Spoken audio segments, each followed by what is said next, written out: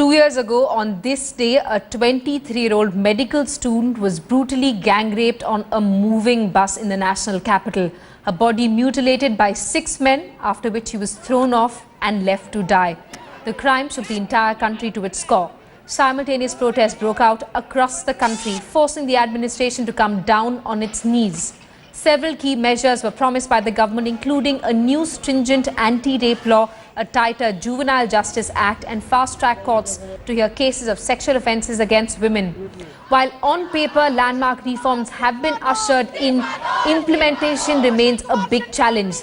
The Delhi police had issued guidelines for all public transport vehicles. A police verification of all drivers was also made mandatory.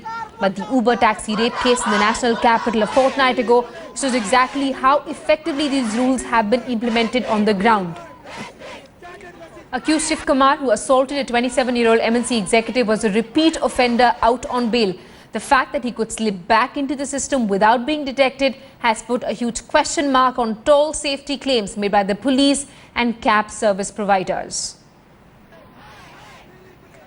The December 16 gang rape exposed how the national capital of India was an extremely unsafe destination for women, not just in terms of policing, but also because of its unfriendly public transport system. Headlines Today's reporters hit the streets of Delhi to conduct a reality check.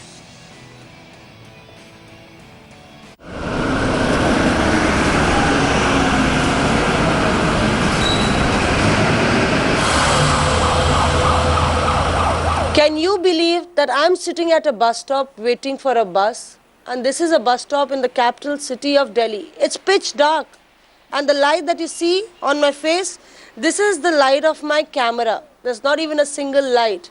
We are on the Church Road. This is the Cant area, and we were dropped by a bus here. RL 77 is the bus that we are waiting for. We are heading towards Dwarka. And there are dark spots in Delhi. Dark spots like these, where you won't find street lights. It'll be pitch dark. And we've been waiting. It's well past 10:30. We've been waiting for more than 20 minutes alone. There's not even a single soul that you can see standing here at the bus stop. And let's see how long our wait will last.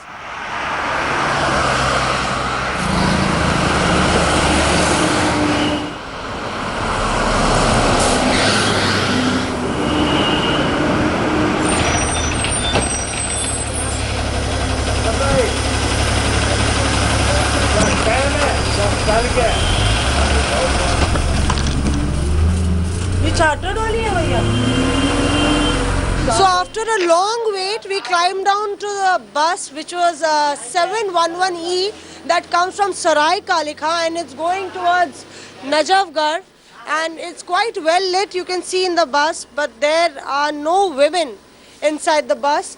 And if we talk about the measures, then let's find out whether the bus has a permit, it has a CCTV camera, does it have a GPS? We'll speak to the conductor, उनसे पूछते हैं. तो आपकी गाड़ी में GPS है? हाँ. किधर लगा है GPS? ये ड्राइवर के पास लगा हुआ है. ड्राइवर के पास लगा हुआ है. और CCTV कैमरा? नहीं, वो नहीं है इसके अंदर. Security, police guards? ये पुलिस गार्ड्स वगैरह में कॉल करो तो आ जाते हैं, कोई दिक्कत नहीं है. फोन करते हैं, 100 नंबर दबाते हैं. आपकी ट्रेनिंग हुई है इसके बारे में, जेंडर सेंसिटाइजेशन को लेके, कि महिलाओं की कुछ समस्या हो या उनके साथ छेड़खानी हो रही हो या बदतमीजी हो रही हो तो किस तरह से क्या करना चाहिए? नहीं, इस तरह की हमारी तो खैर कोई ट्रेनिंग नहीं अभी नहीं हुई है. Generally the norm is that the drivers and the crew members should be undergoing a gender sensitization program, and that's not happening here. The GPS, he says, is right there.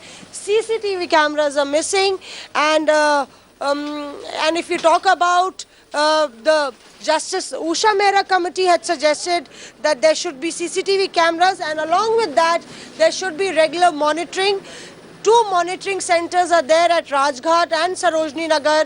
Drink करके भी आते हैं, लेडीज़ों को मतलब seat नहीं मिलती या उन्हें बोलना पड़ता है, फिर जाके उन्हें सीट ऑफर करी जाती है.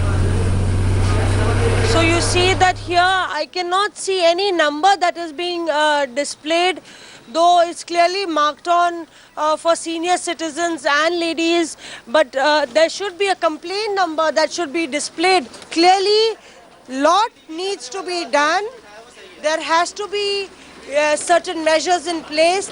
Lots need to be done, and Delhi is one of the most dangerous places in the world, and to change that, the administration needs to pull up their socks. With camera person Ravi Kant, this is Mosmi Singh in Delhi for Headlines Today. And we're getting reactions from women across the country. Our team of reporters are speaking to women in different metros. Let's get in a word from Indrajit Kundu, who's with us live from Kolkata. Also with us, Pratibha Raman, who's with us live from Bangalore. I want to come to you first, Indrajit. What are the big concerns that women of Kolkata feel? Do they feel that they're safe in the city of joy? Well, let's hear it from women in the city itself. It's the second anniversary of the very heinous incident that took place in Delhi, something that shook the consciousness of the entire nation. Do you feel safe in the city, and what is the ground reality right now? No, we are not safe at all. Before, at least we used to walk on the road safely, but now it is not. After this rape case, every time, every crick and corner, so there is no policeman, nothing. So at least at night we should have on all the bus stops and all that, we should have at least one policeman for women to take care of them. So you're saying that sense of insecurity still persists? Yes, it's more. Because when I travel with my daughter, I am very unsafe. Because the men, the way they look, is horrible. Has there been a change in attitude of men with regards to women, working women? Do you think there has been a change? Because she is saying, as far as the government mechanism and policing system is concerned, nothing seems to be in place. I don't think so, because recently I was walking down Raminda Sadan and I saw a girl. I think she was apparently being harassed by a group of men, and nowadays the situation has come to such a point that even if the girl tries to make a noise or something, I think passerby is the least bothered to come to her aid, or just even to come and try to get rid of the harasser somehow. So I think the girl has to face everything all on her own. So I think the attitude has not changed. Do you think that women these days have become much more aware? Situations, when such situations happen, they are now coming forward to resist it publicly? Yeah, they are. So the sense on the ground, not very optimistic at this point in time. However, what is the positive that one can see is that at least women themselves have become much more conscious about all these issues. They're coming to the forefront, raising these issues, and they're willing to fight it out. Absolutely. So women have started talking about the male gaze and the fact that they feel threatened in cities. Also, more and more women are now going and getting rape cases registered, going to the police, taking that one step. Now, back in the capital, our correspondent Rishika Barwa tested the public transport system. She tried to board an auto, and she also spoke to women to see how easy or difficult it was for women who used public transport in the national capital.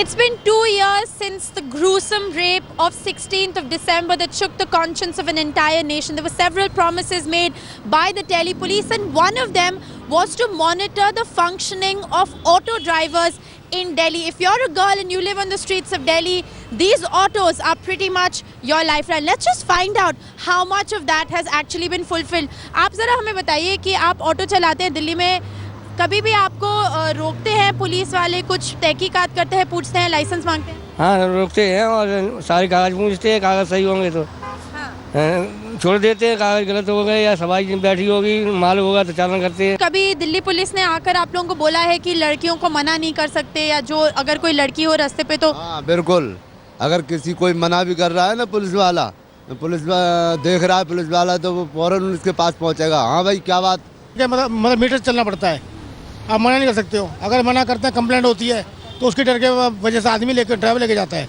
The auto drivers on the streets of Delhi say that a lot has changed since the 16th of December, and the Delhi police has become more vigilant. Whether the passengers agree with that or not, of course, is a whole different question.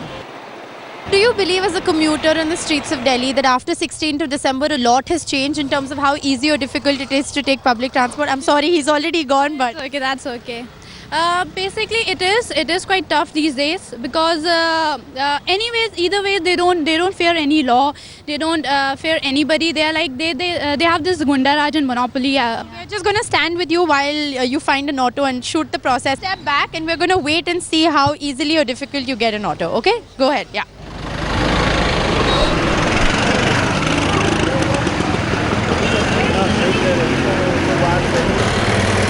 हाँ जी भैया Lajpat Nagar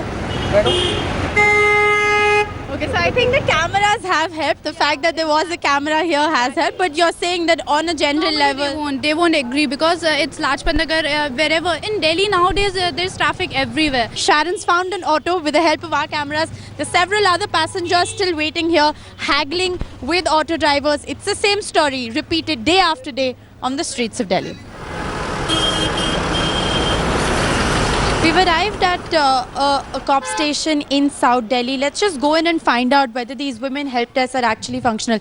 So that really is the women help desk right in front of me. The moment we walk in, this is a desk that has been specially, in fact, assigned to register complaints that are lodged against women. And interestingly, this police station does even have a ladies' toilet, something which is not really found in a lot of other police stations across the national capital. At this point in time, let's just find out what are the kind of complaints that are lodged here. I do see that there is a women help desk register that is in fact put in place. आपका नाम क्या है? Lady constable पूजा। पूजा, मुझे ये बताइए कि कितने complaints आपके पास आते हैं, स्पेशली जो है विमेन की कंप्लेंट्स आप यहाँ लिखती हैं, किस टाइप की कंप्लेंट्स आती हैं और ये डेस्क कब से शुरू हुआ है? इस डेस्क को शुरू हुए तो काफ़ी टाइम हो गया और यहाँ पर जितनी भी कंप्लेंट जो लेडीज रिलेटेड होती हैं कंप्लेंट, सिर्फ वही कंप्लेंट इधर आती हैं। क्या ये 24 आवर्स ये डेस्क चलता है? 24 आवर्स चलता है, कोई ना कोई यहाँ पर प्रेजेंट ज़रूर मिलता है। क्या मेन बदलाव क्या है? 2-3 चीज़ें अगर आप बता सके जो कि चेंज हुई। अब लेडीज़ खुल के आने लगी हैं कंप्लेंट करने के लिए, वो झिझक नहीं रही है कि यहाँ पर लेडीज स्टाफ प्रेजेंट मिलता है, उनकी बात सुनता है, तो वो चीज़ नहीं रही है थाने में ना। There are auto drivers who still refuse women with impunity. There are auto drivers who still flout the guidelines and norms that were set by the Delhi police. Some claim that there is heightened security and checks and balances put in place after the 16th of December, and some claim that they've never been stopped. As for the state of the police stations, there is a women's help desk. It is manned by a lady constable.